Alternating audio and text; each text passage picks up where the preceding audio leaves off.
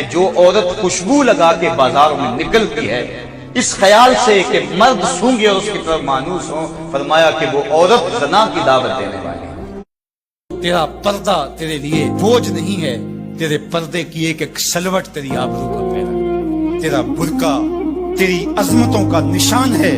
جب تو برقعے میں سمٹ کر، جب تو شرعی پردے کے ساتھ ڈھیلا لباس پہن کے گھر سے کسی کام سے مجبوراً نکلتی ہے تو فرشتے بھی ادب سے سر جھکا لیتے۔ اللہ کی رحمتیں اترتی ہی اس کے اوپر ہیں جو نمازی ہوتا ہے۔ جو بے نماز ہوتا ہے، اللہ اکبر، حضرت سلطان باہو فرماتے ہیں اسے تو خنزیر بھی پناہ مانتا ہے۔ اور شیخ سعدی بولے اسے قرضہ نہ دو جو بے نمازی ہے، اس لیے کہ وہ رب کا قرض ادا نہیں کرتا، تمہارا قرض کیسے ادا کرے گا۔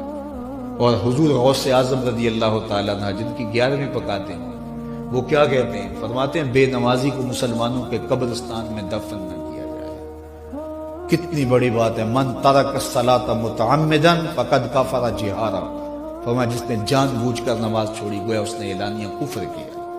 قیامت کے دن بندے سے سب سے پہلا سوال نماز کا ہوگا۔ قرآن بتاتا ہے کچھ لوگ کھینچ کے گھسیٹ کے جہنم کو لے جائے جا رہے ہوں گے، لوگ ان کو ملیں گے، ان کو کہیں گے ما سلککم فی سقر، تم جہنم کو کیوں جا رہے ہو، کیا ہوا؟ تو وہ کیا کہیں گے؟ لم نکو من المصلین، ہم نماز نہیں پڑھا کرتے تھے۔ آج آپ ریاض الجنہ میں جاتے ہیں تو پہلے ایپ ڈاؤن لوڈ کرنا پڑتی ہے اور پھر وقت لینا پڑتا ہے، پھر لائن میں لگ کے آپ کو ریاض الجنہ میں آدھا گھنٹہ ٹھہرنے کا موقع ملتا ہے، لیکن حسین کے گھر کا دروازہ ریاض الجنہ میں کھلتا۔ جو کھیلنے کے لیے نکلے تو سامنے مسجد نبوی کا صحن ہے، کبھی پیغمبر کی گود ہے، کبھی زہرا سلام اللہ علیہا کی گود ہے، کبھی مولا کائنات کی گود ہے، یہ حسین ابن علی ہے۔ حضور علیہ السلام گزرتے ہیں اور حضرت امام حسین رو رہے ہیں تو آقا کریم نے فرمایا حسین کو چپ کرواؤ، اس کا رونا مجھے اذیت دیتا ہے۔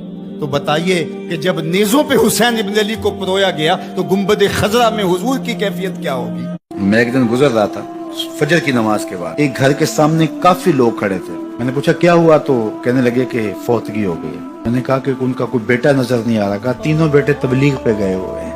میں نے کہا ماں کی پھر اچانک طبیعت خراب ہوئی ہوگی، کوئی ہارٹ کا مسئلہ بن گیا؟ کہا نہیں ماں فالج میں مبتلا تھی۔ میں نے کہا پھر تو بہت زیادتی ہے کہ ماں فالج میں مبتلا اور تینوں بیٹے تبلیغ پہ گئے ہوئے۔ ماں کو ضرورت ہے اور بیٹا جا کے پیر کے دربار پہ بیٹھا ہے، غوث اعظم بھی ہیں تو فیض نہیں ملے گا۔ پہلا مرشد ماں ہے، وہ تو مہربانی ہے ان کی جو اذیت دیتے ہیں، تکلیف پہنچاتے ہیں، اس لیے کہ اس کے بدلے میں گناہ دھل رہے ہوتے ہیں اور اندر صاف ہو رہا ہوتا ہے۔ یہ کوئی